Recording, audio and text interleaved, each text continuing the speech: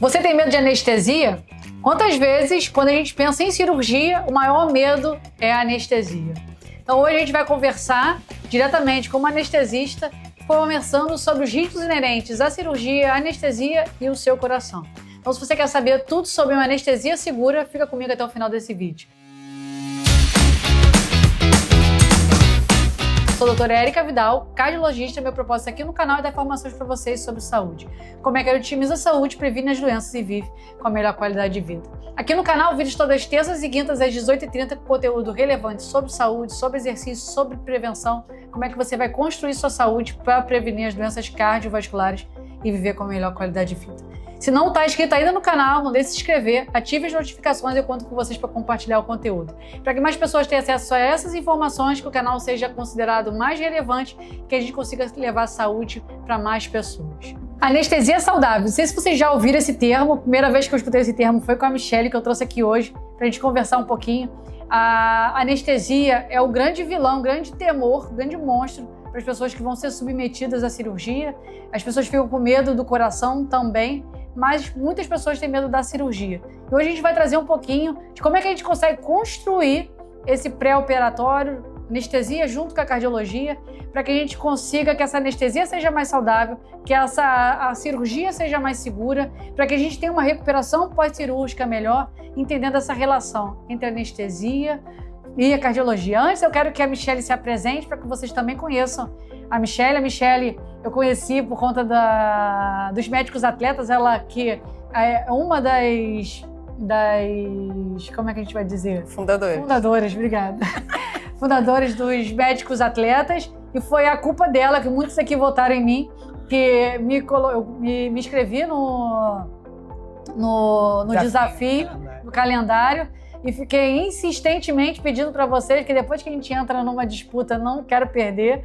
E foi assim que a gente se aproximou, porque ela acredita na medicina que eu acredito, no estilo de vida como um instrumento fundamental para a gente promover saúde. Então eu quero que a Michelle se apresente e a gente vai conversar hoje sobre anestesia saudável e risco cirúrgico. Bom, sou Michelle Wada, sou médica anestesista, sou fundadora do Movimento Médicos Atletas, sou esportista, sou apaixonada por esportes, mas o meu principal é o surf, e que ainda vou levar a Érica. E fiz a formação em medicina do estilo de vida há 2 anos. E quando eu fiz a formação, eu comecei a enxergar a anestesia de uma outra forma. Comecei a enxergar a anestesia como uma especialidade que pode estar cuidando desse paciente, preparando esse paciente para receber a anestesia e a cirurgia. E isso impactar de uma forma direta no pré-operatório, no perioperatório, que é o durante, o intra, e no pós-operatório. E o mais legal é que nessa fase, Érica, os pacientes têm muito medo, como você falou, e tem muita gente que acaba mudando pelo medo. Eu vi uma oportunidade excelente de apresentar, de trazer a medicina do estilo de vida, ensinar, educar esses pacientes a se cuidarem, a cuidarem dos pilares, dos seus pilares, e ali ser o início de uma grande mudança. E essa mudança perdurar para o pós-operatório e para o resto da vida. Quando a gente fala em risco cirúrgico e na anestesia, a gente sempre pensa no coração, porque durante o procedimento cirúrgico e anestesia, esse coração é mais sobrecarregado. Uma coisa é a gente estar na condição de repouso. Outra coisa é quando a gente coloca esse coração durante o estresse, que pode ser o estresse físico ou pode ser o próprio estresse cirúrgico e anestésico. Isso faz com que esse coração seja mais sobrecarregado, ele é mais exigido. E se você tem condições que pode até mesmo estar subclínicas, você não tem manifestação nenhuma, sintoma nenhum, e esse coração quando é mais exigido, isso pode exacerbar essas condições e instabilizar o seu sistema cardiovascular, aumentando o risco até de morte e eventos adversos durante a cirurgia. Então, por isso que essa avaliação cardiológica se faz fundamental, e anestesia e cardiologista muitas vezes até um embate um pouquinho, porque o cardiologista quer liberar, o anestesista não quer embarrear a cirurgia. Então, acho que essa integração é fundamental quando a gente tem os mesmos valores, o mesmo entendimento em relação à construção da saúde.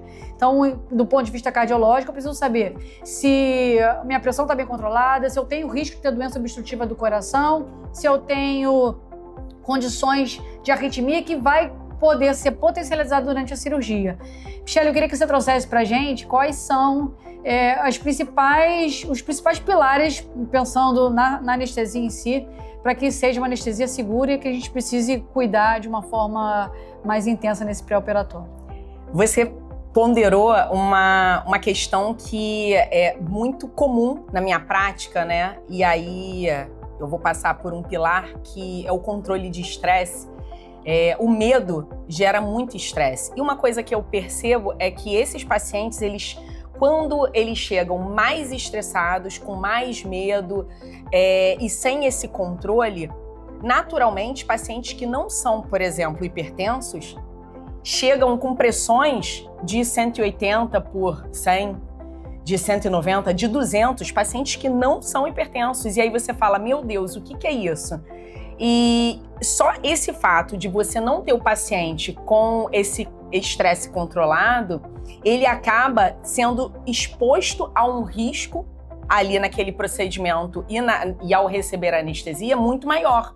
Porque seria muito melhor, né, para mim, anestesista, que o meu paciente chegue com 12/8, né? Mas se ele chega estressado, e qual é a principal complicação disso? Eu acabo tendo que fazer mais drogas anestésicas, mais sedativos, então eu uso mais medicações que têm efeitos colaterais, simplesmente porque o paciente não fez um controle do estresse.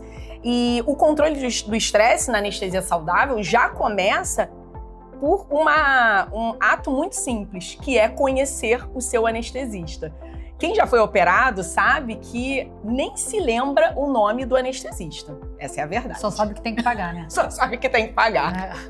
Bom, no meu caso, o propósito, né, vem antes do dinheiro. E é exatamente isso. Eu faço questão que o paciente grave, saiba quem sou eu, que grave o meu nome, mesmo que eu não vá anestesiá-lo. Isso também é interessante.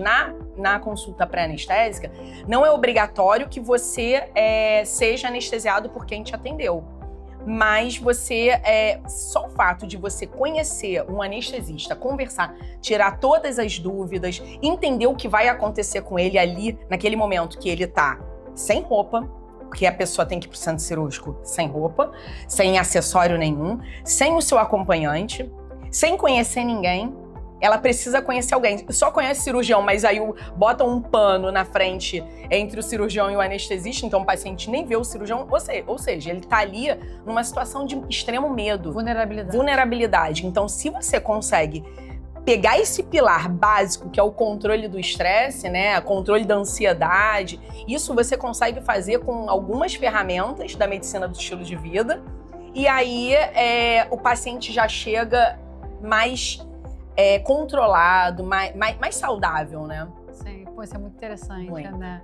E como você me falou que a cirurgia muitas vezes é um gatilho para mudança, me lembrou muito das mulheres gestantes, que a mulher se cuida quando está grávida porque tem algum motivo, né? Então pode ser um gatilho ali que fala, não, pode ser aí o início para você mudar seus comportamentos e a anestesia entra como a mesma condição, né? Além da pressão alta, que pode ser uma hipertensão primária, que eu já tinha, ou secundária pelo esse pico de estresse, qual outras condições que você fica com medo? Pô, o paciente tem isso, eu preciso redobrar a atenção. Quais são os mais comuns que te deixam mais com o cabelo mais em pé? Olha, o anestesista, ele teme, tem algumas situações que a gente teme muito. E a principal é quando você vai fazer uma anestesia geral, que é aquela anestesia que você ou toma na veia ou recebe inalatória, e o paciente, ele adormece, ele perde, né, a consciência, então ele ele dorme e fica inconsciente, e a partir dali ele tá entregue. Só que ele tá entregue literalmente. O coração tá batendo, mas o pulmão para de ventilar, e eu tenho que assumir esse pulmão. E para isso eu preciso ventilar esse paciente e intubar esse paciente. E quando o paciente tem critérios, tem características de dificuldade, principalmente de ventilação, né? E tem uma patologia que está muito associada, né? A apneia do sono é uma patologia que está extremamente associada a uma situação de não ventila. O anestesista começa a ficar com medo. E aí tem a questão cardiológica por trás disso, né? Sim. E eu acho que essa é uma patologia que a gente tem bastante receio. O anestesista tem medo disso. Tá, então esses pacientes que têm maior propensão de ter apneia, a gente olha, os pacientes estão com sobrepeso e obesidade, a circunferência do pescoço também é muito legal, se tiver circunferência do pescoço acima de 40 centímetros, aumenta o risco, se ronca, não é obrigatório, né, todo mundo que ronca vai ter apneia e também quem não ronca não é bem assim. Sexo masculino tem maior risco e as pessoas acima de 55 anos também têm mais risco, então isso é bem interessante saber. Uma outra questão é em relação à capacidade física. Como a anestesia e a cirurgia é um estresse, quanto melhor condicionado, o percentual que eu vou estar utilizando do meu condicionamento físico vai ser menor quanto maior for o meu condicionamento físico. Então, quando a gente fala do sedentarismo, por que piora o desfecho cirúrgico, a recuperação, é que a minha reserva é muito pequena. Então, se aquele estresse está causando uma demanda muito grande em relação ao que eu sou capaz, eu vou sentir mais. Então, fala um pouquinho em relação ao sedentarismo e a capacidade física para essa recuperação durante e após a cirurgia. A Érica já deixou, né, tudo bem mastigadinho, bem explicadinho. É exatamente isso. Quando o paciente é exposto a um estresse cirúrgico, é fácil imaginar. Você está sendo cortado. Não é porque você não sente que você está anestesiado que aquele corte não vai te gerar uma descarga de adrenalina absurda. E essas substâncias adrenérgicas, elas vão chegar e vão agir no coração, principalmente no coração, nos vasos, vão diminuir o calibre dos vasos para esse sangue ser deslocado e desviado tanto para o coração quanto para o cérebro. E aí é uma situação de como se a gente tivesse, Érica, naquele artigo que eu apresentei, né, participando de uma maratona. Então, como é que eu enxergo esse momento do estresse cirúrgico e anestésico? Eu tenho que me preparar para isso. Então, você não chega e fala, hoje eu quero correr uma maratona. Não tem condições. Você tem que se preparar, né? Se bem que saiu aí na televisão um cara que correu e ganhou. Foi meio doido isso. Mas, enfim, você tem que se preparar para aquela situação, preparar o seu corpo para receber aquela carga de estresse. Então, e existem, né, as drogas anestésicas, elas funcionam como uma gangorra. Uma hora o anestesista vai fazer uma droga que vai baixar a pressão, baixar a frequência do coração, vai tudo lá pro pé, intencionalmente. E outra hora, o cirurgião precisa que aquilo sangre. Por exemplo, eu faço anestesia para cirurgia vascular e ele quer saber se o negócio lá, a ponte dele, a ponte lá da cirurgia tá funcionando. E aí ele fala, aumenta a pressão e eu tenho que aumentar. Então aquilo dali é uma gangorra. É um estresse tanto anestésico quanto cirúrgico. Imagina, a pessoa vai ser submetida a tudo isso, não sabe nem o que vai acontecer e ela tá com aptidão física ruim, ela tá com condicionamento, não consegue subir um lance de escada, aquele pulmão tá com uma capacidade pulmonar diminuída.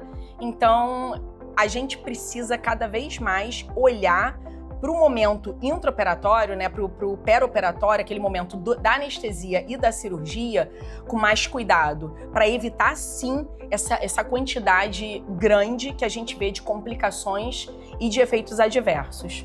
Então, nunca é tarde para se preparar, mas quanto antes, sempre melhor. Então, para as pessoas que estão programando fazer uma cirurgia estética eletiva ou alguma cirurgia de fato de saúde, mas de uma forma mais eletiva, então nada melhor do que você começar logo a se cuidar e não esperar.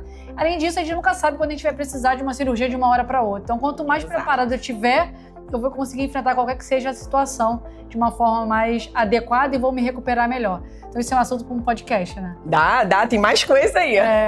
Então, pessoal, se vocês querem aprender um pouco mais sobre como se cuidar em relação à anestesia, fazer uma anestesia saudável, ter esse conhecimento, a Michelle tem um perfil que é Anestesia Saudável. Anestesia _saudável. Vou deixar aqui na descrição para que vocês consigam também entender, né, qual é esse caminho. O conhecimento diminui o medo, diminui o estresse, isso vai favorecer a pressão, vai favorecer seu coração. Então, para que a gente consiga construir essa saúde também no pré-operatório e que essa recuperação seja melhor. Foi um prazer. Obrigada. Muito legal a gente trazer esse tema. Risco cirúrgico não é só um papel que eu escrevo, estou te liberando, é muito mais do que isso. E, na verdade, pode ser uma oportunidade de a gente construir saúde de fato, que eu sempre falo com vocês, para que a gente vá ganhando mais saúde, prevenindo doenças e vivendo com uma melhor qualidade de vida. Agora eu vou falar para a Michelle falar o final aí, dar uma palavra final, sei lá, uma frase final, inventa, para que a gente entenda a importância da anestesia saudável para o coração, para a saúde como um todo, e inclusive até para os cirurgiões, né? É verdade. A palavra final é essa, aliás, eu adorei essa colocação, né? A gente nunca sabe quando vai precisar ser operado, né? Ser submetido a uma cirurgia de emergência. E isso é importante, porque o fato da gente ser pego de surpresa, se você está preparado, se você está mais condicionado, mais saudável, você vai com certeza diminuir, porque não adianta só a tecnologia criar, evoluir, criar drogas e reversores excelentes, né? A gente precisa fazer a nossa parte. Então, meu recado é que cuidem da sua saúde, cuidem dos seus pilares do estilo de vida, né? Cuidem das suas conexões, do seu controle de estresse, saúde mental, exercício físico, alimentação. Se vocês fizerem isso, já estão aí com mais de meio caminho andado.